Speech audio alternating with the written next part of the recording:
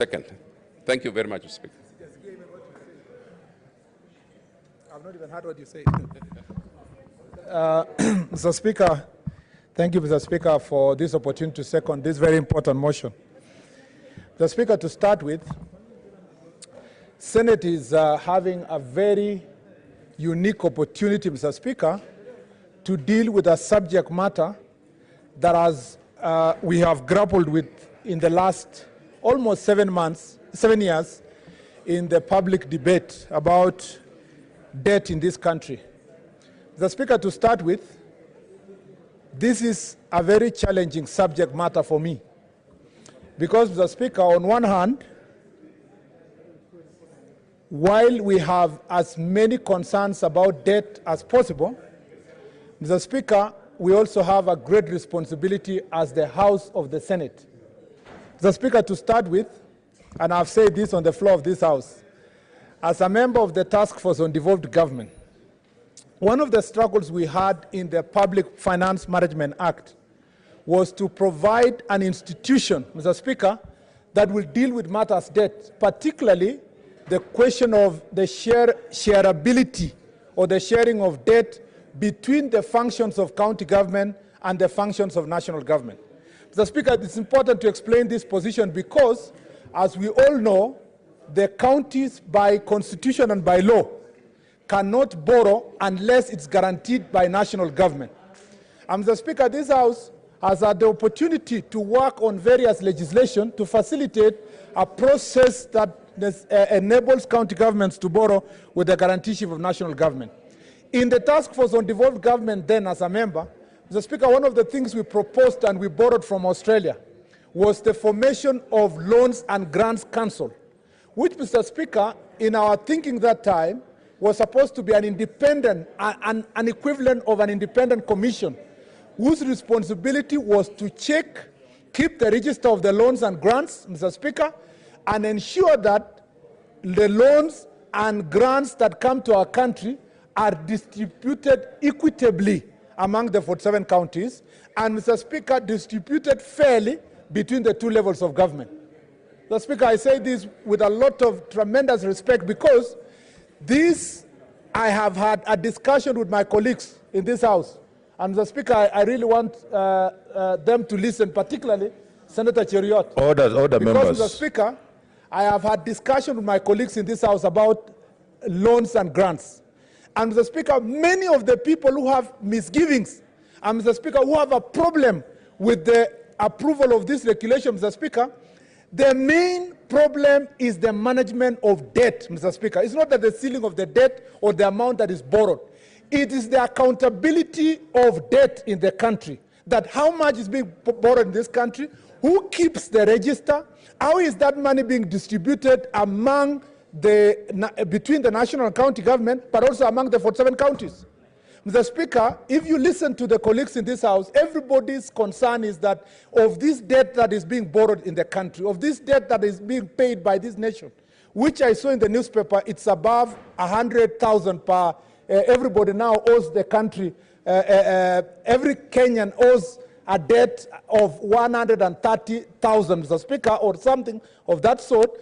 The question of everybody here is that, is this debt sustainable? Number two, is it a debt that, Mr. Speaker, can be said it was borrowed with intergenerational equity in place, so that when my children come to, Mr. Speaker, my grandchildren come to this earth, and my children come to a level where they can pay debt, can they say outrightly that we are paying debt that was borrowed by our father or our grandfather, but that debt was used to construct a road, was used to construct a viable railway, was used to construct, Mr. Speaker, a dam that can still be seen. Mr. Speaker, the question that the people of Elgeyo Marakwet want to know is that, was Kimwarer and Arrow Dam built, Mr. Speaker? Was it built to the standard that still provides water for irrigation in Kerio Valley, that still provides electricity to the Republic? Mr. Speaker, those who borrowed money to build the Takwel Dam, Mr. Speaker, did the right thing. Because as we sit now, Takwel Dam and Mr. Speaker, tackle electricity generation is one of the most sustainable source of electricity in this country. So we cannot really say that borrowing, Mr. Speaker, is just for the sake of it. In Mutula Kilonzo's county, Mr. Speaker, Tuake Dam is being built at a cost of 39 billion, Mr. Speaker, money borrowed from Chinese government. Mr. Speaker, the question we should all be asking ourselves is that, is this distribution everywhere? If you come, Mr. Speaker, to Mr. Speaker, Kitui County, for example, you have the road from Kibwezi, Mr. Speaker, across going to Kitui and almost going to Garissa, Mr. Speaker. That's part of the loans we are paying. If you talk about the railway, Mr. Speaker, that's part of the loans we are paying. We are now thinking as a country, is it possible for us to do a dual carriage, Mr. Speaker, from Mombasa to Busia, Mr. Speaker, so that the generation of this country can benefit from? So we are not saying as a Senate, Mr. Speaker, that borrowing is wrong. We are not also saying that borrowing is a bad thing. Two things are important. One, is the debt manageable, Mr. Speaker? Number two, is it being utilized, Mr. Speaker, to construct infrastructure or long-term projects that are going to benefit in many generations? Mr. Speaker, one of the most celebrated actions of an American president was President Roosevelt, Mr. Speaker, who in the years of depression, after the 1930s depression, borrowed, Mr. Speaker, money to construct what they call in America, and Susan will help me here, Senator Susan Kika, is the Mr. Speaker, because she spent most of her time there studying, Mr. Speaker, and doing other things. Interstate roads, yes. Yes, Mr. Speaker, and you can see Senator Ledama is helping me. He fought Leslie, Mr. Speaker, because of his foreign experience. No, not citizenship. I'm sure he's not a foreign citizen. And so, Mr. Speaker, I'm saying, because of what President Roosevelt did, the American commerce increased. There was possibility of business, and they raised enough money to be able to sustain the money borrowed to do the infrastructure. So as a House, that is not actually what we are complaining about. Our concern is, can we have a fair distribution of debt, Mr. Speaker? Can we have a public register of debt that is accountable, Mr. Speaker? Can we have, Mr. Speaker, borrowing that is used and expended on projects that can be used for many years, Mr. Speaker, that can be paid by future generations but can see the benefits? So, Mr. Speaker, when these regulations came to this House, and I want my colleagues to listen to me, when they came to this House, I told myself, voila, this is the opportunity for us to sort out the issues that we've been raising about debt for the last 7 years. But, Mr. Speaker, once I read these regulations and saw the report of the committee, and, Mr. Speaker, consulted those that understand matters finance, Mr. Speaker, the question of raising debt ceiling was not going to sort out the issues we are raising.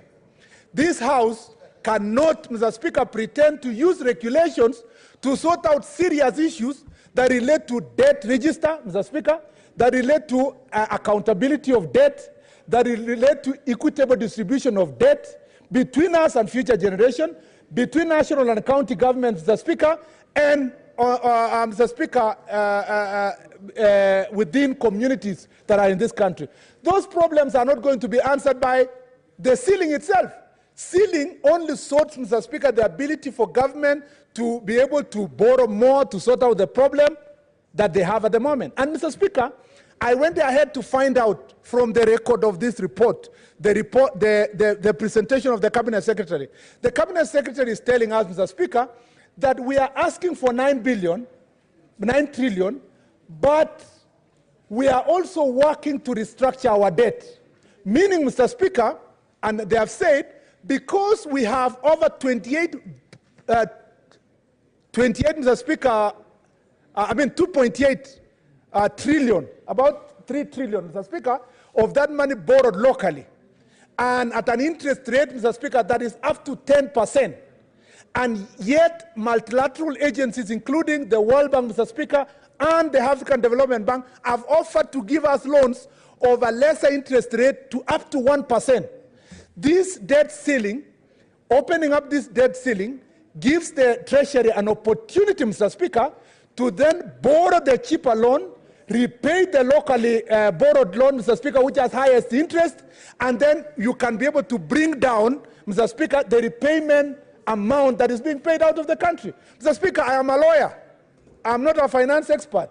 The best finance experts in the country have advised that the best way to solve this problem is to increase the debt ceiling, Mr. Speaker, open an opportunity for that borrowing, restructure the debt, and bring it down.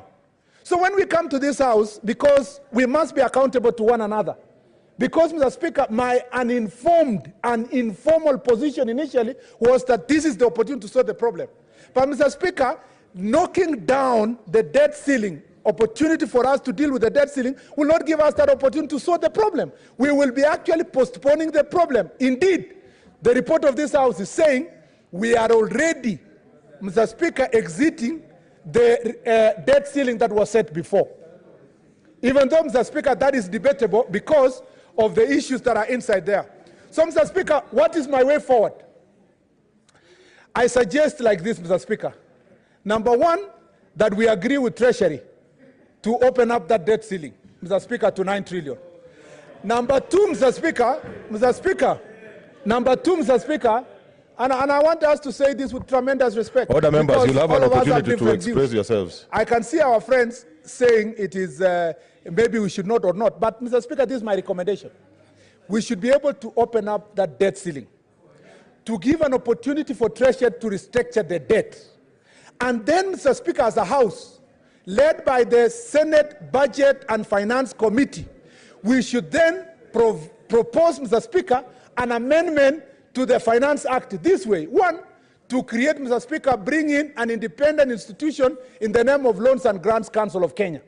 Number two, Mr. Speaker, that we demand the publication, outright publication, Mr. Speaker, of the national debt ceiling. And Mr. Speaker, I want to ask senators here, with tremendous respect, Mr. Speaker, I can see what they are. Order member, let's consult in low tones. Mr. Speaker, I can see the consultation have gone high. Yes. But, Mr. Speaker, the report. Order members. This report, Mr. Speaker, we are at a position that, and I am happy with Senate for one thing, that, Mr. Speaker, though we have our concerns with the executive, that although, Mr. Speaker, most of us here had concerns about how this House has been treated, including, Mr. Speaker, allowing the national government to borrow huge amount of money, give them to counties in forms of loans and grants, and then deny this House the resources to oversight that money, Mr. Speaker, which is ridiculous. And we've been pushing as a House that these resources we are asking for oversight is not for personal gain.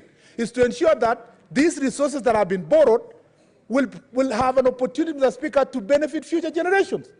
And so I'm asking my colleagues that we continue in the path that we've shown as Senate, that we can rise above our other concerns that we have with the executive and other concerns we have, Mr. Speaker, with National Assembly, and objectively work with the National Treasury to give them the room to go and borrow loan that is less, Mr. Speaker, that comes down up to an interest rate of 1%. Mr. Speaker, that is really my request to my colleagues. And finally, Mr. Speaker, I want to say this.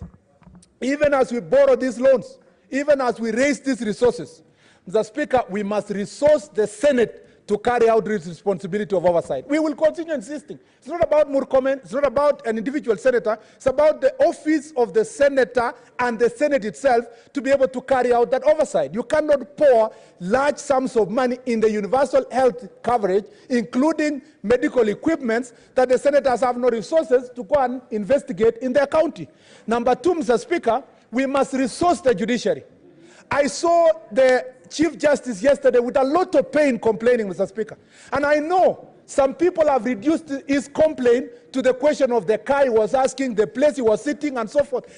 Far from it, Mr. Speaker, although those are things that are also important. But, Mr. Speaker, what is important is to ensure that for justice to be achieved, for the thieves of our money to be arrested and put behind bars, Mr. Speaker, after trial, we must resource the judiciary. We must not take the judiciary for granted. We must not take the complaints of the Chief Justice for granted. And I have said, Mr. Speaker, I tweeted yesterday, that also the Chief Justice must take these things seriously. When the Senate went to the Supreme Court, the Council of Governors went to the Supreme Court, and the Senate has gone to court to ask for accountability on how these resources are going to be distributed, Mr. Speaker, the judiciary showed us their back. Yet, Mr. Speaker, if they had worked with us on this process of accountability, we'd be able to deal with these problems, Mr. Speaker. Mr. Speaker, I want to say, finally, that the judiciary also has the ability to bite, to hold us into account, to ensure that the Constitution is being supported, to ensure that money is not being expended without the judiciary fund that was put in place. Let the judges and the judiciary bite. Let them take their stand. And Mr. Speaker, bring this country to order. If it is Parliament that is misbehaving, they bring us to order. If it's the executive, they bring us to order, because that is what it was, what it means to have what is called accountability and Mr. Speaker, accountability among the separated institutions under the separation of powers doctrine. Mr. Speaker, I want to plead with my colleagues with humility, with utmost honor, with utmost, Mr. Speaker, humility, that let us pass these regulations so that we can save our country. The highest interest rates we are paying at the moment, we can reduce it to a level that can be managed by this nation. Mr. Speaker, with those many remarks, I beg to second.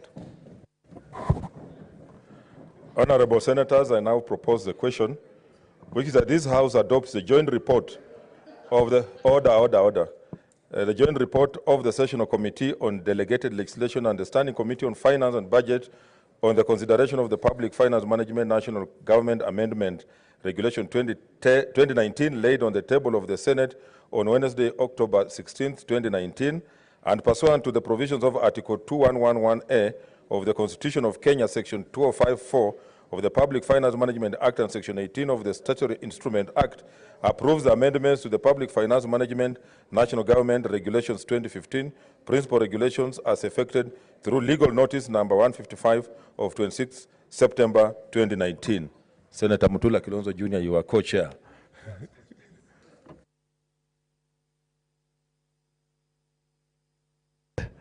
Thank you, Chair. I was co-chairing this committee when Senator Mahmood was unwell. As Mr. Speaker, I, together with other members, disagree with the majority opinion that we should pass these regulations in the manner they have been presented to us. In the report, Mr. Speaker, you have the opinion of the minority. That opinion of the minority, Mr. Speaker, speaks to what some of us who have sat in the Finance Committee since 2013 have found to be the best way to deal with public debt. Mr. Speaker, perhaps I want to bring to the attention of the senators the history of public debt and how this matter has come to the Senate. Although the Constitution requires and the PFM requires that this decision is made by Parliament, in 2014, the first amendment done in 2014 by the National Assembly, in which one of our members, Senator Sakaja and Senator Nyamunga, were members, Henry Rotich, Minister for Finance at the time, informed the National Assembly that they needed to move the debt ceiling from 1.2 trillion shillings to 2 trillion. He tabled sessional paper number 14. Sessional paper number 14 wanted to move the debt to 2.5 trillion as a ceiling. Mr. Speaker and my fellow senators, this matter never came to this floor. This matter never came to the Finance Committee. In 2015, Mr. Speaker, the same Treasury, and I must make myself very clear, this is not about the President. This is not about the Deputy President. This is not about handshake. This is not about NASA. This is about the Treasury of the Republic of Kenya. In 2015, after they sought that amendment, which was approved by the National Assembly without the recourse of the Senate, they then made yet another amendment, so that you understand why this has come to us. They then moved an amendment to the PFM to remove the numerical ceiling of 2.5 to 50% of GDP on what they call This cannot pass without the Senate. Dear senators, this matter is here because Kiara Kariuki followed the law. Because in 2014, the law was not followed. The National Assembly, in amendment of these regulations, have passed it without a comma. What the majority opinion of the senators are suggesting is that we pass these regulations without a comma, without a full stop, without saying anything. We just say yes. What was the purpose of these regulations coming here? No purpose.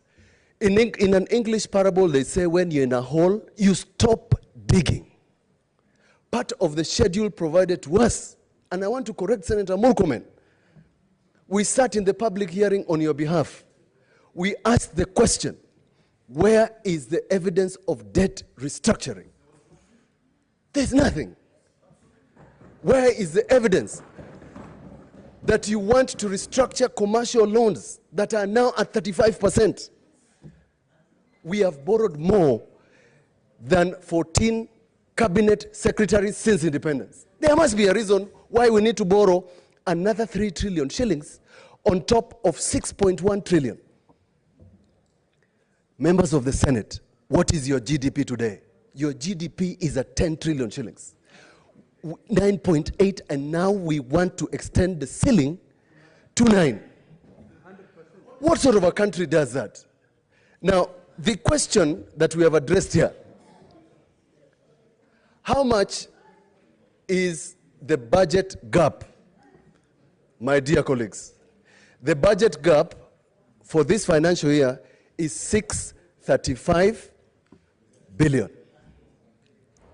The budget gap for the next financial year, according to the BPS, is 584.6 billion. For the following year, the budget gap is 586.8 billion, making a total of 1.2 trillion. I want you to read the report of Parliamentary Budget Office that they presented also to the National Assembly, suggesting that the debt ceiling should be at maximum of 7.5 trillion. What are we saying in terms of the minority? This is not a bill. This is not a motion. This is a gazette notice. A gazette notice that can be withdrawn tomorrow. A gazette notice that can be republished. Why are we making it look like that the country is in dire straits as if we fail, tomorrow it will collapse? It's a lie.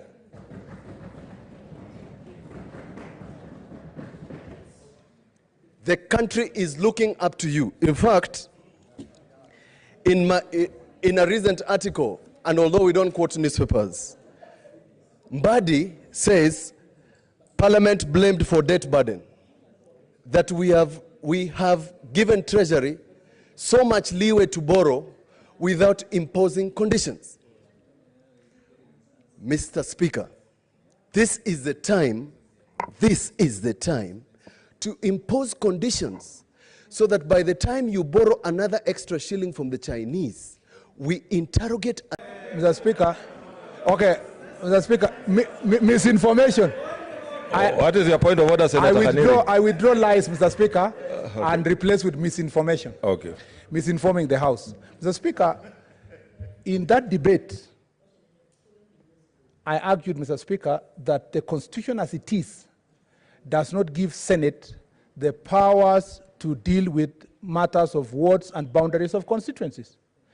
And to demonstrate that that was the true position, I came with a constitutional amendment to this House, Mr. Speaker, to enable Parliament to participate in delimitation of wards and boundaries.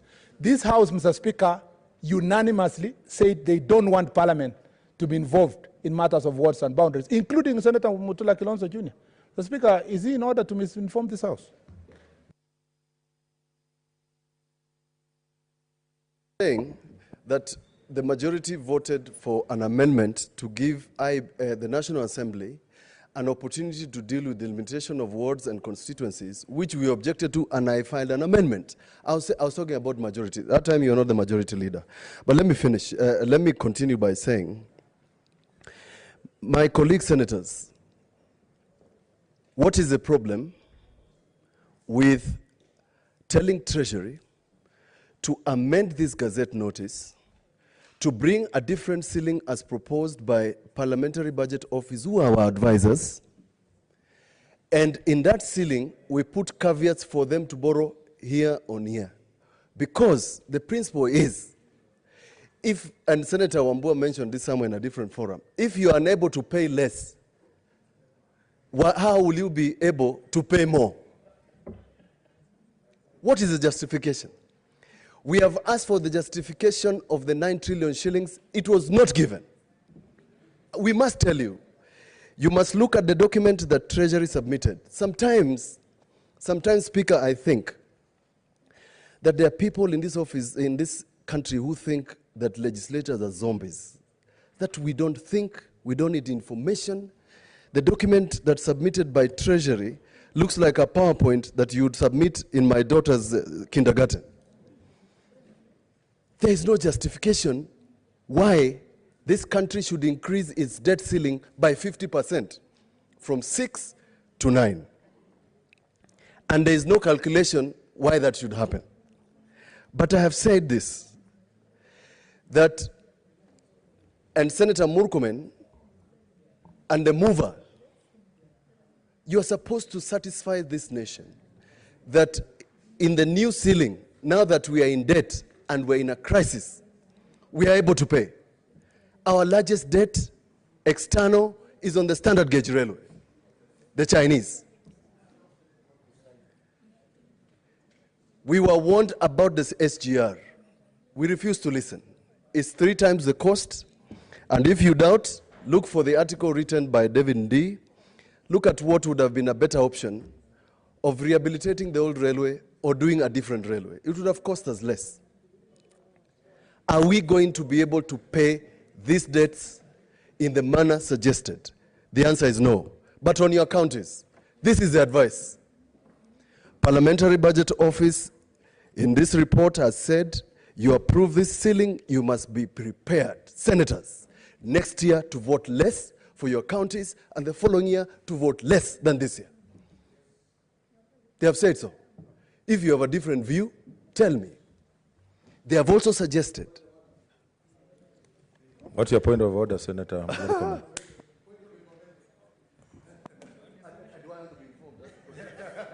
Do you want to be informed? It's okay. Mr. Speaker, Senator Mutula had said, if you have an alternative view, I do. Mr. Speaker, I forgot to say in my seconding notes that these very regulations we are passing were passed by 47 governors sitting in IBEC, Mr. Speaker, who approved these regulations, and they are the people on the ground. And they went through it knowing how much money they are getting through this, Mr. Speaker, process for their counties.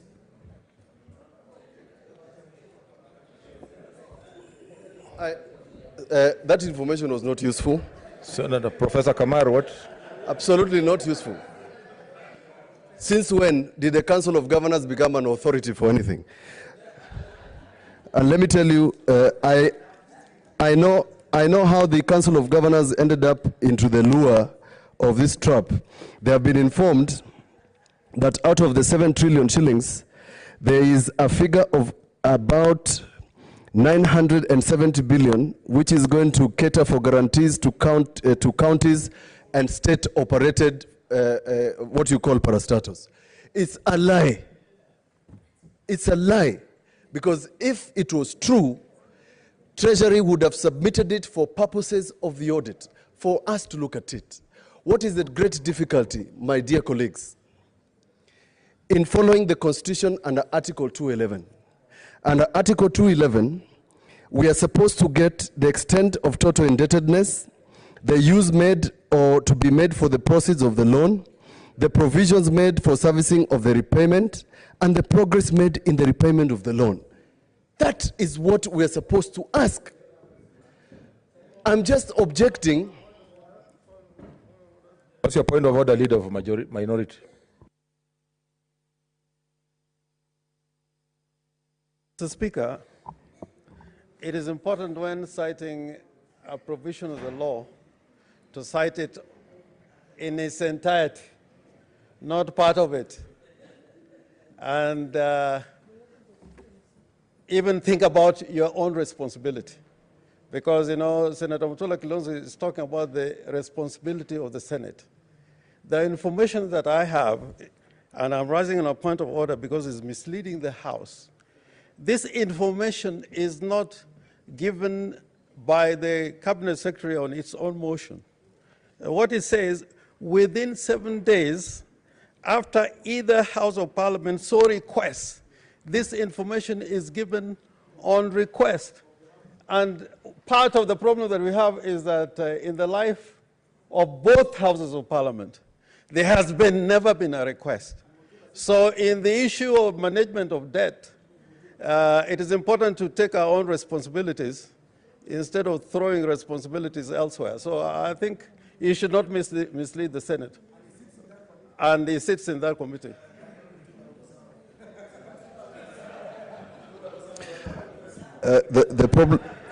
The problems with these points of objection is that they assume that they are going to derail what I am going to say. It's not like I have not read. I'm simply saying, and I'm glad the senior counsel has read that clause, because it was a shallow trap for anybody who thinks I have not read it. The time to then include that condition, because the condition does not exist in the PFM, is now. Tumejisomea katiba. We know what we are talking about. I'm not standing here out of idleness. I've read this document. We have questioned severally in the Finance Committee from 2014. How are we managing our debts? I was talking about counties before I was interrupted. Our GDP to revenue has reduced. Our revenue has reduced. Our revenue is at 1.9 against a borrowing of 9 trillion. Mr. Speaker, what I want to tell the Senate is that Treasury must find oversight in the Senate. Otherwise, there's no difference between this Senate and the National Assembly. We must distinguish ourselves. I'm standing here to say that I will not stand. My soul cannot agree as a senator to this sort of framework when for the first time since I was elected, the question of debt has now come to the Senate. We must say that this is wrong. It was done wrongly. Senator Murkomen is aware that the former CS has been charged in court, in fact, for violating the ceiling and for not coming to us. Mr. Speaker, what are the solutions? The solutions are simple. I've said this is a gazette notice. The people who passed the PFM, this is one of the laws. And let me tell you why I am strongly against what Treasury does. Those of you who are beneficiaries of Uwezo funds, why haven't you received Uwezo funds? Do you know? Because the Uwezo fund regulations were published and put in the Kenya Gazette. When they came to us and we made recommendations, Treasury refused to do anything. Why is Taita Taveta County, represented by Senator Waruma, quarreling about budget? Because we proposed an amendment where county assemblies can amend budgets up to 10%. Treasury refused to publish a corrigenda. That is the same question that Senator Kibiru, Senator Omatangi have been asking in PAC. So unless you can flex your muscles, dear legislators, Mr. Speaker, we are allowing Treasury to put us in a hole. We are allowing Treasury to continue borrowing without any condition offered by Parliament. National Assembly has not offered any conditions. Senate has not offered any conditions. Treasury has not answered our questions. Mr. Speaker, on this one, Mr. Speaker, we have to say no to the impunity by Treasury. We have to say no to Order, treasure. members, order, order. Order, members, order. And the reason, Order, members, order. Order, members. by saying no to treasury, Mr. Speaker, we will compel treasury to negotiate. Order. Let us listen to Senator Mutula Kilonzo Jr. We will allow an opportunity and a window before publication in the Kenya Gazette for treasury to sit with parliament, including the Senate. And in this one, I'm talking about the Senate of the Republic of Kenya, where I am seated and have been seated for so long waiting for this to come. What Treasury is suggesting to do, as I conclude, it reminds me of a parable I was reading with my daughter about Jesus being tempted to turn rocks to loaves of bread. What Treasury is doing here is telling us to turn rocks into loaves of bread. The second one is to telling us, just like in the case of Jesus, jump, the angels will catch you. The Chinese loans are going to cushion us. It's a lie. The words of J.F. Kennedy. The words What of is it, J.F. Kennedy. Senator for West Pokot? Order, Senator Mutula Kilonzo Jr. You'll have your time to. Maybe it should have been Continue. information, but it can go for both. Speaker, the use of the word lie over and over by Honorable Mutula, Speaker, I think that has Order. It's unparliamentary. Order. Senator Mutula Kilonzo Jr., did you talk about lies here? For the good of my former chairman of my party, the word is false. Order, Senator Yes, Mutula I Kilonzo said lie.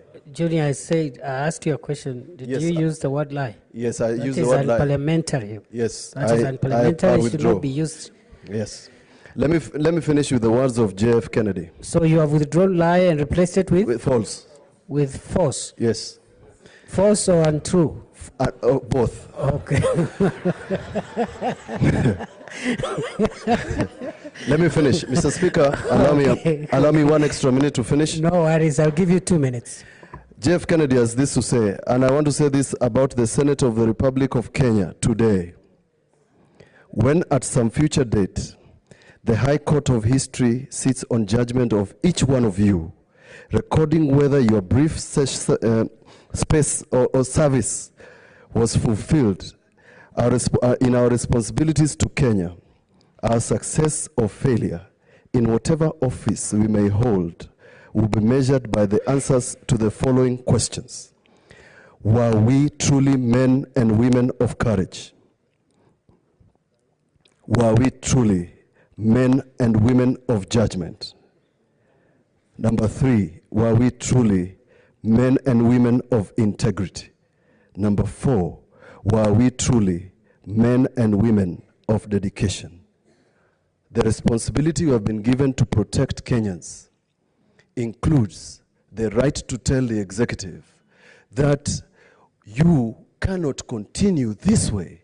You cannot continue borrowing. You have to stop borrowing. You have to borrow responsibly.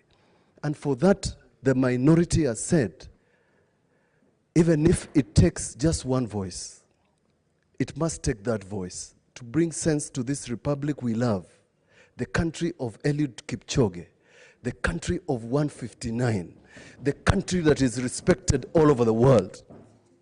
We must change the course where we are the third largest borrower in Africa to the Chinese.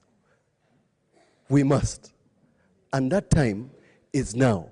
But I have said that this is not all, you are not closing the door.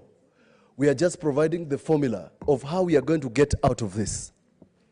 The formula is do a better way, do a smaller ceiling, provide the debts, don't sign in new contracts, unless, Mr. Speaker, those contracts are truly necessary. I have a contract that is affected, but to allow that to pass is being penny-wise and pound-foolish. I reject. Thank you.